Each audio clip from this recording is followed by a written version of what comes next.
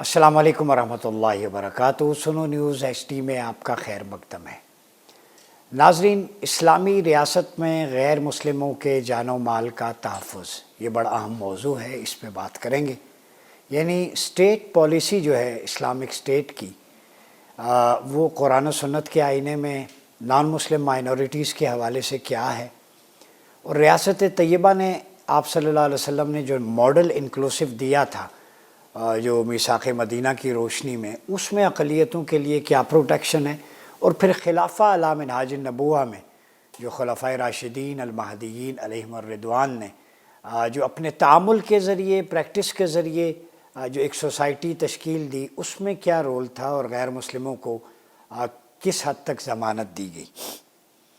बुनियादी तौर पर इस्लाम जो है एक दीन के तौर पे ये कुल है, ठीक है, और मज़हब और सियासत इसके अज्जा हैं, और दुनिया व आखरत से ये बहस करता है। जो हिस्सा इस्लाम का दुनिया से बहस करता है उसे सियासत कहते हैं, और सियासत बमाना इस्लाह, वो इस्लाह नफ्स की हो, तदबीर मंजिल हो, या मुल्की उमूर की सियासत, सियासत मदन हो। जो हिस्सा इस्लाम का आखरत से बहस करता है उसे मज़हब कहते हैं, और मज़हब का ताल्लुक़ भी कहीं ना कहीं दुनियावी मामलात से है कि आप यहाँ अच्छी प्रैक्टिस करें तो आखिरत में अच्छा रिवॉर्ड मिलेगा।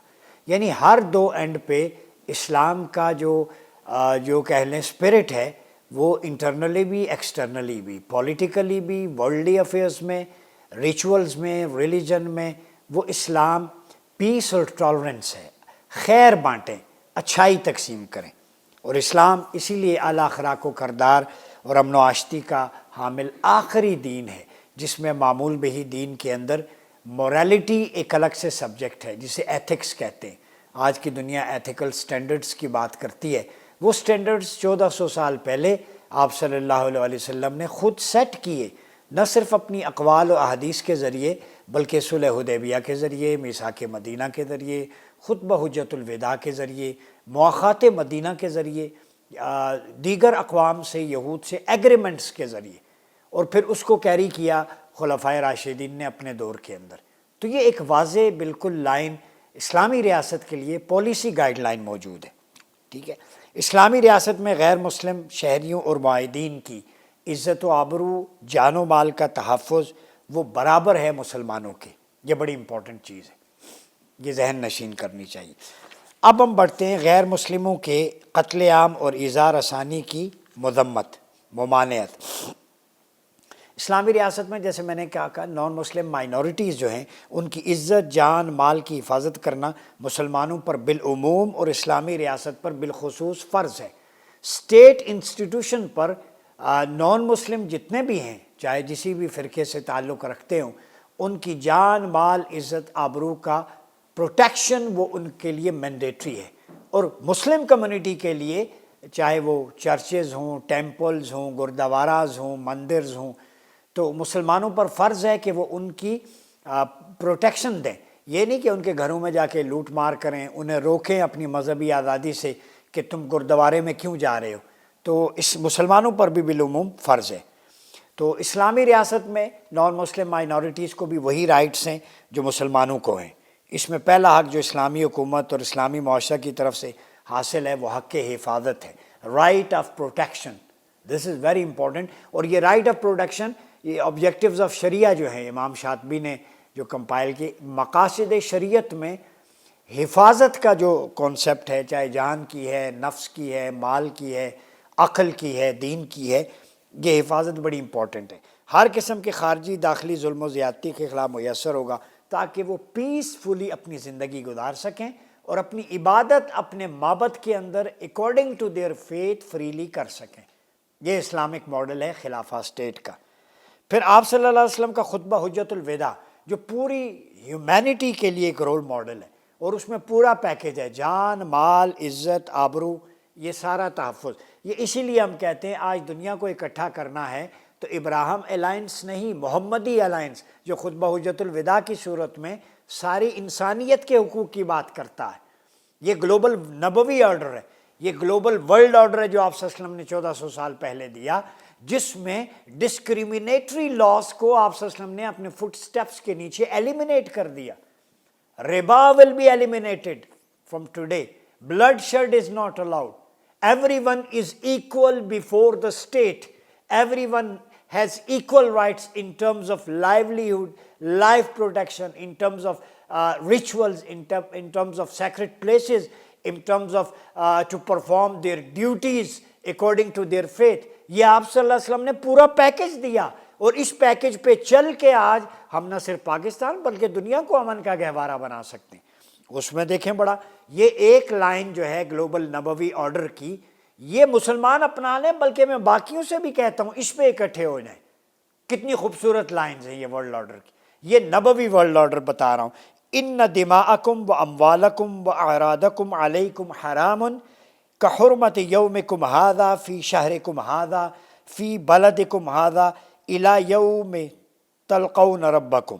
بخاری کتاب الحج باب الخطبہ ایام منا, مسلم میں کتاب القسامہ والمحاربین والقصاص والدیات باب تغلیظ و تحریم الدماء والاعراض والاموال. یہ متفق علیہ حدیث ہے. بے شک تمہارے خون اور تمہارے مال اور تمہاری عزتیں تم پر اسی طرح حرام ہیں جیسے تمہارے اس دن کی حرمت ذی الحجہ کی, ان دنوں کی اس مہینے میں اور اس شہر میں مقرر کی گئی, یہاں تک کہ تم اپنے رب سے جا ملو. لہذا کسی بھی انسان اور کسی بھی مذہب کے پیروکار کو ناحق قتل کرنا, میں انسان کی بات کر رہا ہوں مسلمان کی نہیں, اس کا مال لوٹنا, عزت پر حملہ کرنا, اس کی تذلیل کرنا نہ صرف حرام ہے بلکہ اس کے مرتکب شخص کو المناک سزا کی وعید سنائی گئی.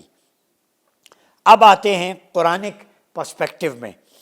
اسلامی ریاست میں غیر مسلم شہری کو قتل کرنا حرام ہے. کسی فرد کو یہ حق حاصل نہیں ہے کہ نان مسلم کو قتل کرے.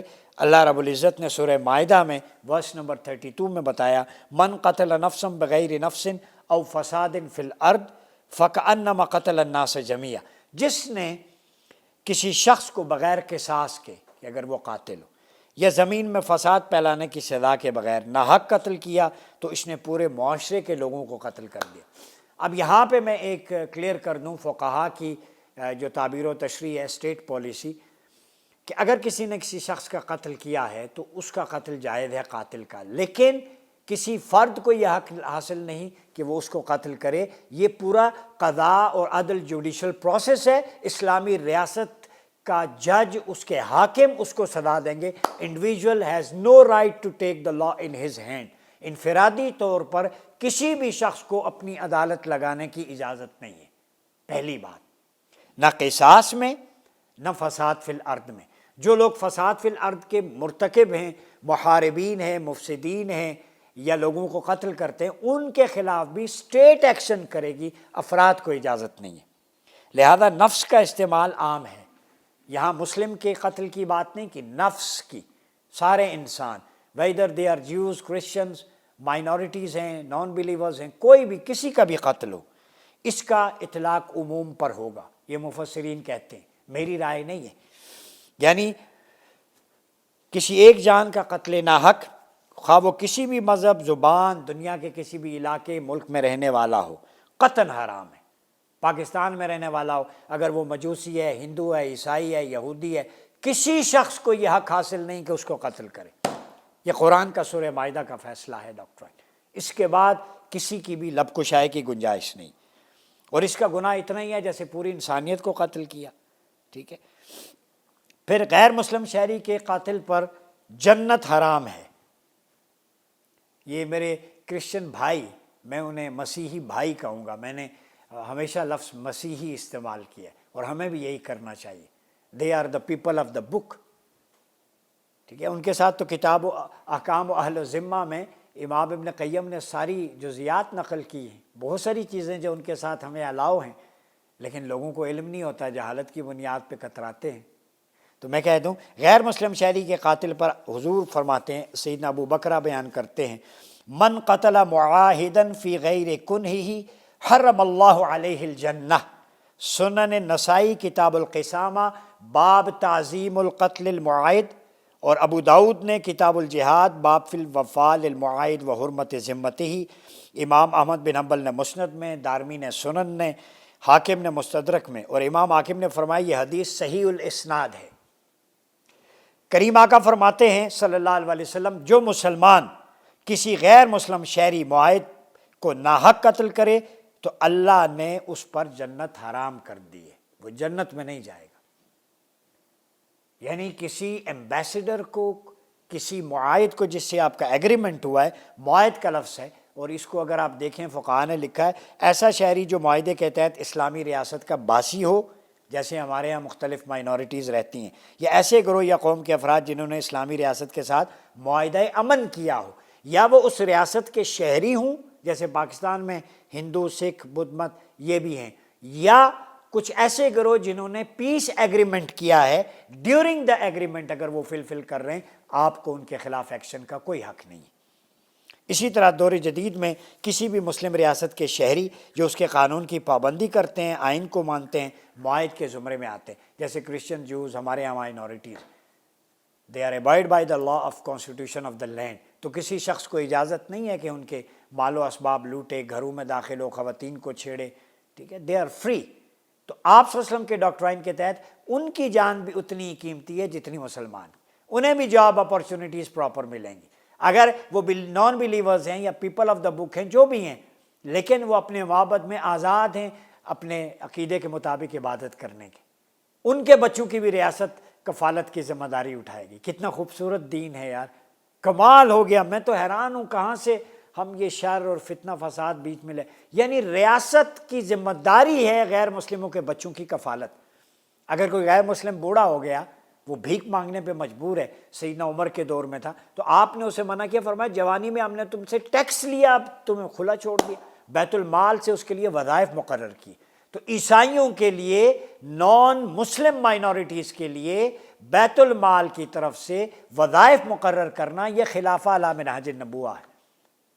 غیر مسلموں کے علاج معالجے کی سہولیات دینا یہ صدیقی ماڈل ہے۔ غیر مسلموں کے تاجروں کو جن کی آمدن کم ہے ٹیکس میں چھوٹ دینا یہ سیدنا عثمان کا ماڈل ہے۔ غیر مسلموں کے بچوں کو گھروں میں راشن اور ان کے دودھ پہنچانا یہ سیدنا علی مرتضیٰ کرم اللہ وجہ الکریم کا شیوا ہے۔ میں نے چاروں خلفاء کے ایٹریبیوٹس آپ کے سامنے رکھ دی، اور یہی وہ ایکسپینشن ہے جو آپ صلی اللہ علیہ وسلم کے دور سے چلی آ رہی۔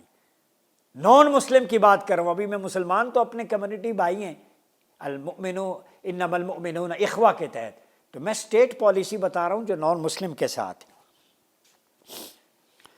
پاکستان میں غیر مسلم اقلیت رجسٹرڈ ہیں، یہ سب معاہد ہیں، ٹھیک ہے۔ پھر غیر مسلم سفارتکار جو ایمبیسڈرز ہیں ان کے قتل کی ممانعت ہے۔ اسلامی قوانین یہ بین الاقوامی آرڈر دیا ہے، یہ جو ہمارے انٹرنیشنل افیئرز ہیں، ڈپلومیٹک پالیسی اسلامی ریاست کی سن لیں۔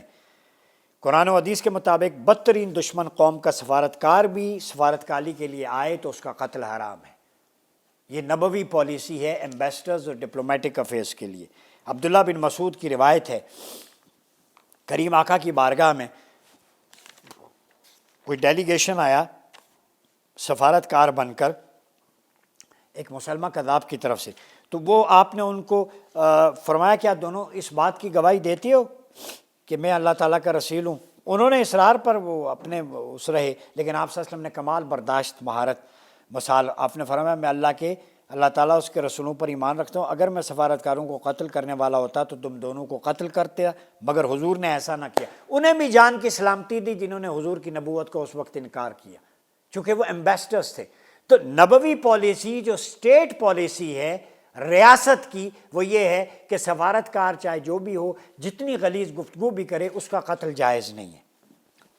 مذہبی رہنما، راہب، پادری، پیشوا، ان کے قتل کی ممانعت ہے۔ عبداللہ بن عباس کی روایت ہے، یہ احمد بن حنبل مسند میں، حضور نے اپنے لشکروں کو روانہ کرتے ہوئے حکم دیا، کیا کانا رسول اللہ صلی اللہ علیہ وسلم، متن پڑھتا ہوں سنیں، اذا بعث جیوشہ قال لا تغدروا ولا تغلوا ولا تمثلوا ولا تقتلوا الولدان ولا اصحاب الصوامع۔ یہ حدیث مصنف ابی یعلا، مصنف ابن شیبہ میں بھی ہے۔ غداری نہ کرنا، دھوکہ نہ دینا، ناشوں کی بے حرمتی نہ کرنا، بچوں اور پادریوں کو قتل نہ کرنا۔ لشکر روانہ ہو رہا ہے، state policy during the war, یہ ethics and protocols of war ہیں کہ غداری نہ کرنا اپنے کاز سے، یہ فوجیوں کے لیے بھی ہے، دھوکہ نہ دینا، دشمن کو ڈیسیٹ نہ کرنا، ناشوں کی بے حرمتی نہ کرنا، ڈونٹ ڈسفگر دا باڈیز، بچوں اور پادریوں کو قتل نہ کرنا. ڈونٹ کل the religious personalities and the kids. بچوں کی یہ اسٹیٹ پالیسی ہے آپ صلی اللہ علیہ وسلم، یہ وار کے دوران بھی. پھر اس کے بعد اگر ہم دیکھیں سیدنا علی کرم اللہ وجہ الکریم فرماتے ہیں بے شک یہ غیر مسلم شہری اس لیے ٹیکس دیتے ہیں کہ ان کے مال ہمارے مال کی طرح ہیں، ان کے خون ہمارے خون کی طرح محفوظ ہو جائے. اسٹیٹ جب ٹیکس لیتی ہے تو غیر مسلموں کے جان اور مال کو انشور کرتی ہے کہ ہم آپ کی حفاظت کریں گے. تو پاکستان کی افواج جو ہیں، پولیس ہے، رینجرز ہیں، میں ان کو کہتا ہوں نبوی پالیسی یہ ہے کہ آپ صرف پاکستان کے مسلمانوں کے محافظ نہیں ہیں. آپ گردوارہ یا گرجے پہ ڈیوٹی کرتے ہیں، پنجا صاحب ڈیوٹی کرتے ہیں، یا ننکانہ صاحب یا کسی چرچ کے باہر، تو آپ نبوی آرڈر پہ عمل کر رہے ہیں. چونکہ اسٹیٹ کے آپ پالیسی ساز ہیں، حضور نے آپ کو آرڈر دیا ہے کہ سب کو ایکول پروٹیکشن دی جائے. پھر دوران جنگ قتل کرنے کی ممانعت اور مذمت کی ہے. آخر میں ایک دو چیزیں آپ کے سامنے رکھوں گا کہ سیدنا عمر فاروق آخری لمحے میں اقلیتوں کا خیال رکھتے ہوئے کہتے ہیں، حالانکہ اقلیتی فرقے کے شخص نے آپ کو شہید کیا تھا، کہ میں اپنے بعد والے خلیفہ کو اللہ اور اس کے رسول کے ذمہ کرتا ہوں، غیر مسلموں کے بارے میں وصیت کرتا ہوں کہ ان سے عہد پورا کیا جائے، ان کی حفاظت کے لیے لڑا بھی جائے اور ان کی طاقت سے زیادہ بوجھ نہ ڈالا جائے. قربان جائیں خلافہ علی منہاج النبوہ پر، کہ غیر مسلموں کو عہد کرو، پورا کرو، ان کی پروٹیکشن کرو، ان کی طاقت سے زیادہ ان پہ بوجھ نہ ڈالو. یہ ہے دین اسلام کا نظام شفاف. پھر ٹیکس بھی وصولی میں نرمی. سیدنا عمر فاروق نے فرمایا ان عمر کتب الی امراء الاجناد ان لا تضربوا الجزیہ علی النساء وعلی الصبیان. سیدنا عمر نے سپہ سالاروں کو خط لکھا کہ وہ غیر مسلم عورتوں اور بچوں پر ٹیکس نافذ نہ کریں. اسٹیٹ کی نان مسلم پالیسی یہ ہے کہ بچوں اور عورتوں پر ایگزمپشن ہے ٹیکس کی. They are free from tax, every type of tax وہ فری ہیں. معذور بوڑھے اور غریب مسلم شہریوں کے لیے وظائف، یہ سیدنا عمر، سیدنا علی، سیدنا عثمان کے دور میں. سیدنا علی کے دور میں ہمیں ملتا ہے کہ ایک شخص تھا، وہ عیسائی تھا، اور اس کی جمع پونجی ختم ہو گئی اس کے گزر اوقات. تو سیدنا علی چونکہ گشت کرتے تھے تو گلی سے گزرے تو گھر میں دیکھا کہ وہ شخص بوڑھا باہر بیٹھا ہوا ہے. تو اندر سے بچے اس کے باہر آئے، ان کے اونٹ خشک ہوئے ہوئے تھے. سیدنا علی نے بیٹھ کے اس کے قریب پوچھا. اس نے کہا جی میرا گزر اوقات نہیں ہو رہا. آپ نے بیت المال سے اس کے اسباب اور منتھلی اس کے بچوں کا خرچہ اور وظیفہ متعین کیا، اور اللہ کی بارگاہ میں دعا کی کہ جتنا مجھے نہیں پتہ چل سکا، مولا مجھے روز حشر اس سے بری و ذمہ قرار دینا. ایک عیسائی کی بات کروں، اس کے گھر کی کفالت کا یہ عالم ہے کہ سیدنا علی وہ تا حیات جب تک وہ زندہ رہا. وہ بعض روایات میں ہے کہ وہ چلا گیا جب دنیا سے، تو ان کے بچوں کی کفالت سیدنا علی جب تک حیات رہے، جب وقت شہادت تک، شہادت کے وقت بھی اس سے پہلے آپ نے وصیت کی کہ فلاں گھر ہے اس کے بچوں کی کفالت جاری ہے. یہ اسٹیٹ پالیسی ہے. اسٹیٹ پالیسی نان مسلمس کے لیے کہ پالیسیز کیری رہتی ہیں. اسلام میں پالیسیز امپورٹنٹ ہیں. پھر اہل مرتضوی میں غیر مسلموں کے تحفظ کی قانونی حیثیت. سیدنا علی کے دور میں قصاص کے معاملات ہوتے، لوگوں سے پوچھتے تمہیں ڈرا دمکا کے تو نہیں کلوایا، ایک عیسائی کا قتل ہو گیا مسلمان نے، تو آپ نے فرمایا نہیں، اس نے دیت دے دی ہے، میں اس سے راضی ہوں. قانونی لیگل پروٹیکشن. سیدنا عمر بن عبدالعزیز کے دور میں آپ نے بھی اسوہ مصطفیٰ اور اسوہ خلافت راشدہ کو اڈاپٹ کیا. ماتحت افسران کو حکم دیتے، یہ سنیں ریاست کے انسٹیٹیوشن پالیسی ساتھ، ان لا تہدموا کنیستن ولا بیعتن ولا بیت نار، کسی گرجا، کلیسا اور آتش کدہ کو مسمار مت کرنا. یہ عمر بن عبدالعزیز کی اسٹیٹ پالیسی ہے. ٹھیک ہے. پھر اسی طرح ایک خلیفہ نے دمشق کے یوحنا کو زبردستی عیسائیوں سے چھین کر مسجد میں تبدیل کیا. جب عمر بن عبدالعزیز کو خبر پہنچی تو آپ نے مسجد کا حصہ منہدم کروا کے عیسائیوں کو واپس کروا دیا. جو معبد ان کا ہے وہ گرا کے وہاں مسجد تعمیر نہیں ہو سکتی. یہ اسٹیٹ پالیسی ہے خلافہ علی منہاج النبوہ کی. پھر سیدنا عمر بن عبدالعزیز نے فرمایا کوئی گرجا بھی جو اس کے زمانے میں موجود ہو تب بھی ان میں سے ایک بھی منہدم نہیں ہو سکتا نہ ان کی عبادات، نہ گرجے، نہ سارے۔ تو یہ غیر مسلموں سے ہمارا تعامل، میں نے اس لیے بات کی کہ بہت سارے دوستوں نے سوال کیا تھا کہ کیسا نظام ہے، تو یہ خوبصورت نظام ہے۔ بھائی جان خود بحجت الوداع پہ آ جائیں، یہ گلوبل نبوی آرڈر ہے، میثاق مدینہ اقلیتوں کے پروٹیکشن کا آرڈر ہے، مواخات مدینہ بہترین معاشی پالیسی ہے، صلح حدیبیہ ایگریمنٹس اور ڈپلومیٹک افیئرس کے لیے رول ماڈل ہے۔ ہمارے پاس یہ ساری چیزیں موجود ہیں۔ آپ کے سامنے بیان کرنے کا مقصد یہ ہوتا ہے گلو گلزار بنا سکتے ہیں اس ملک کو، اس دنیا کو، اگر ہم قرآن و سنت کے مطابق چلیں۔ پیس اور انکلوسیونیس کا خوبصورت ماڈل جتنا آپ صلی اللہ علیہ وسلم کا ہے، رہتی دنیا تک، قیامت تک اس سے خوبصورت ماڈل جس پر اتفاق ہو سکے آپ کو نہیں مل سکتا۔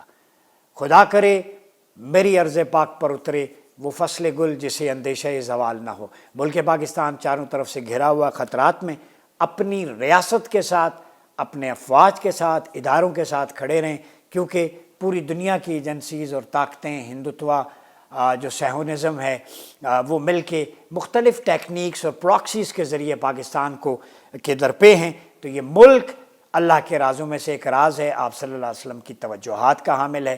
اس ملک کی قدر کریں، اس کے جوان جو اپنا خون پیش کر رہے ہیں ان کی قربانیوں کی قدر کریں۔